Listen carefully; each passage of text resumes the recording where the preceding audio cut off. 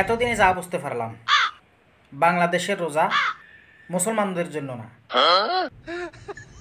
রোজার প্রথম 10 দিন কিছু লেবু ব্যবসায়ী, তরমুজ ব্যবসায়ী, খেজুর ব্যবসায়ীদের জন্য,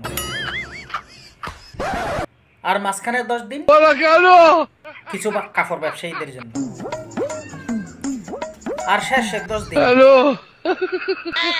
পরিবহন ব্যবসায়ীদের জন্য। মানেন বা না মানেন, এইটাই বাস্তব। I love you. No, no, no, no.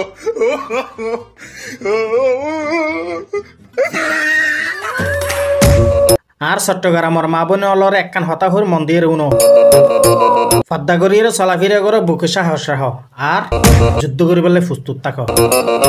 যে হাইনা মা বোনে অকলর ইজ্জতরিকে নজর দিব হন হতা নাই, তারে জাগা বরাবর বরিদন ফুরিব।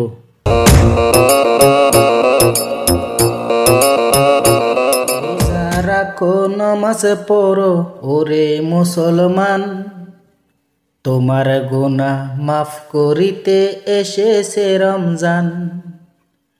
রোজা রাখো নামাজ পড়ো ওরে মুসলমান, তোমার গুনাহ মাফ করিতে এসেছে রমজান।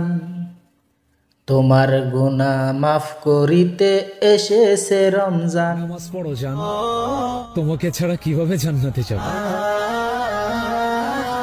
এটা কনফার্ম জান্নাতি, কনফার্ম, ভুল নাই।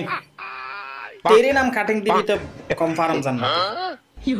আর ইতার প্রেমিকারা হওয়া দেয় তোর হাসে বিনি তোর নামাজ শুরু করে দেব।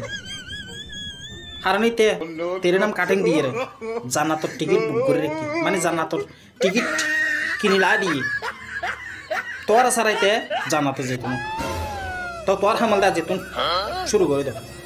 নামাজ যদি না পড়ো তোলে তোর ইতার লগে জান্নাতে যেতে না শুরু করে দেব। শহরে অন্যের বাসায় ভাড়া থাকে,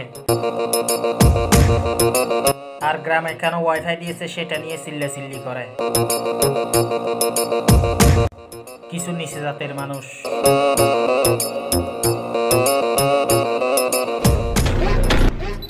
আমাদের দেশে এক মধুমাখা চেয়ার আছে, যে চেয়ারের জন্য যে কোনো দল রাখতে পারে জীবন বাজি।